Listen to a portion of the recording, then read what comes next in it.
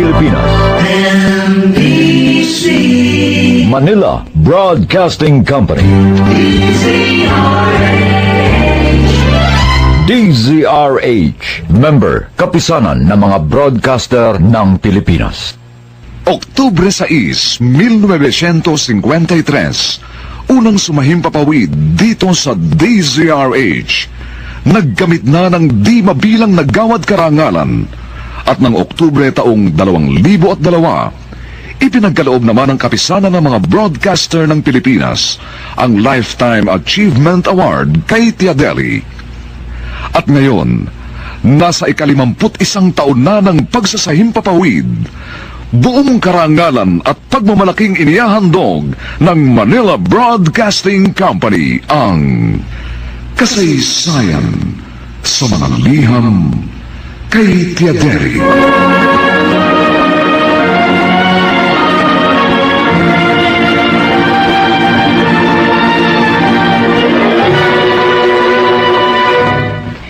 Itong inyong Tia Deli.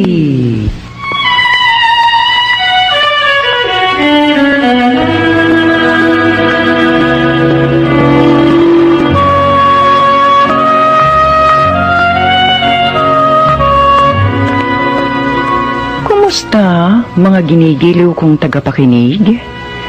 Narito na naman po kami sa pagsasadula ng mga pangyayaring lumikha ng suliranin at bagabag na humitik at naging mahalagang bahagi ng buhay. Mataos naming layo ni magdulot na ikagagaan, kundi man tuluyang ikapapawi ng hapdi at kirot ng pagdurusa o agam-agam. Sa huli, ako po'y mag-uukol ng maikling panukala o kuro-kuro na sana'y makasiya sa may-ari ng salaysay, makaaliw sa marami, at kapulutan ng aral ng ibang ang isip ay hinilam ng nanghinang kalooban at nagkulang ng tiwala sa sariling kakayahang bathi ng pagsubok ng kapalaran. Ito po ang kasaysayan sa mga liham sa inyong Tia Deli.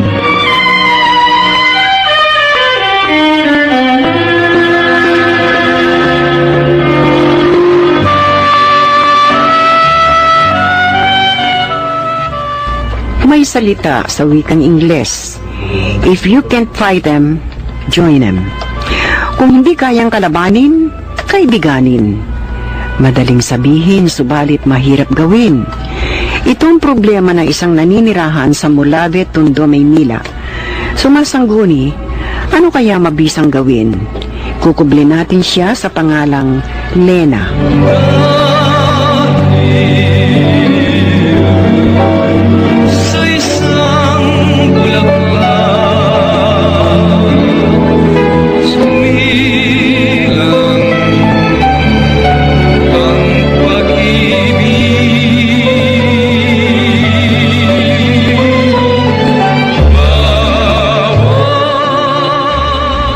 Dear Tia Deli, 4 na po ang aking anak. Masasabing walang problema sa asawa sapagkat napakabait at mapagmahal ang asawa kong si Bobby. Malaki ang bahay ng mga biyanang ko, kaya ang bahay na yon ay hinati sa 2 magkapatid. Wala naman ako naging problema noon sa mag-asawang Anton at Sonia. Hindi nagkaanak sina Kuya Anton at Ate Sonia, kaya sila'y umampon. Sa kanilang ampon, nagsimula ang problema ko. Ang bulaklak ko sa... Sinong pabigtar sa bulaklak na tanim kong rosas? Ma, si April po. Ano? Opo, nakita ko po siya kanina. Kinuha niya yung bulaklak ng tanim po ninyo. Naku, umira na naman ang kakulitan ng batang yun. Naku, talaga. Bakit? Si April pinikta ng bulaklak ko. Kaya mo na. Bata yun. Kahit bata, dapat tinuturuan ng matatanda. O, tama na. Yung puso talaga? mo, baka malaglag.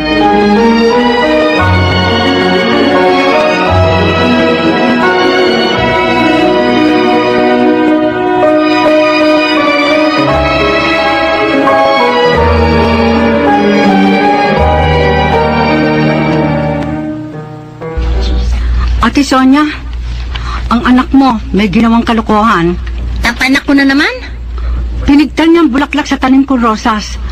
Ang tagal ko pa namang hinintay na mamulaklak ang tanim kong yun. Magkano ba naging damage? Babayaran ko. Ha? Hayaan mo! Papalitan ko na lang mga halaman mo. Mas maganda at mas mahal. Mura lamang ang bili ko roon. Walang kasi yun eh. Kaya nga lamang, halos 2 taong kong inalagaan yun bago na mulaklak. Kaya nga, babayaran ko eh.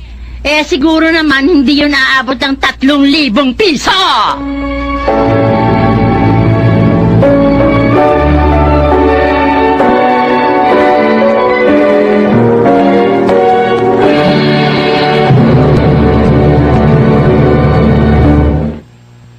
Narito na ang ilan sa mga proof of purchase na pwedeng gamitin sa bagong taon, bagong milyon. 10 pieces empty wrappers any variant ng Max Menthol Candy. 4 na 28 grams or 32 grams empty wrappers any variant or 1 family pack or 1 tin can cover ng Magic Flakes or Magic Pleasures. 1 bottle cap ng Grand Matador Brandy or 1 front page logo dated within the promo period ng Philippine Daily Inquirer. Ano pang hinihintay nyo? Sali na! Bagong taon, bagong milyon! Under DTI NCR permit number 2555 series of 2004.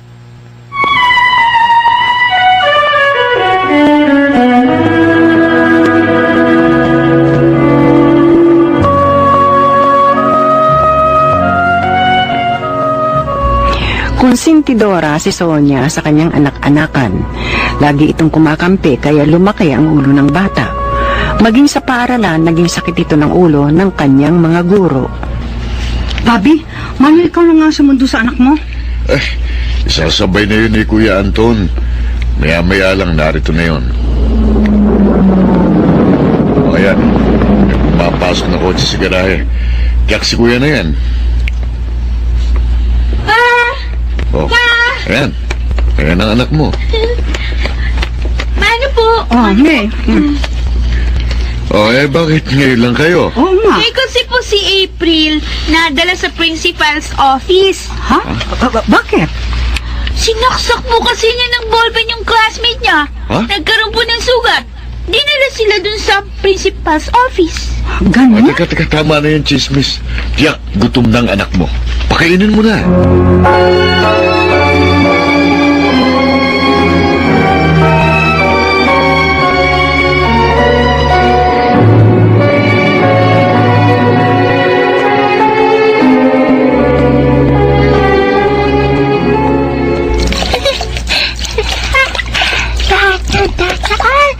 Mababasa.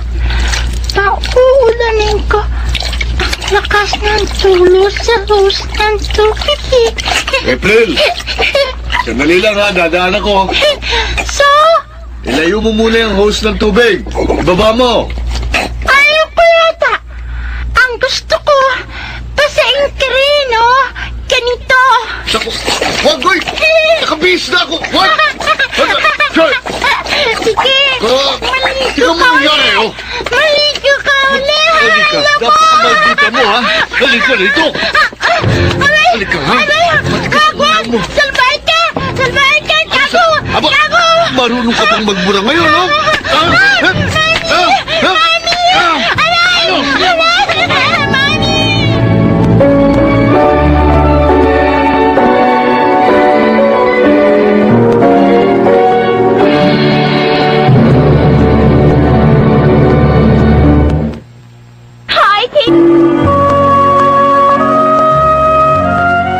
Ang pagkasampal na yon ni Bobby sa anak-anaka ng nakatatandang kapatid umabot sa barangay. Dahil nagreklamo si Sonia, wala naman nangyari dahil napatunayang nagmura sa kanyang uncle si April. Ngunit yun ay naging mitya ng iringan ni Lena at Sonia. Sonia, binigyan mo ba ng ulam sa kabila? Ka ng Sonia. May sinasabi ka? Ay, nako. Kala ko naintindihan. Sabi ko, kung binigyan mo ng ulam sa kabila. Ang ibibigay ko sa kanila, hayaan mong pakinabangan na lamang ng baboy.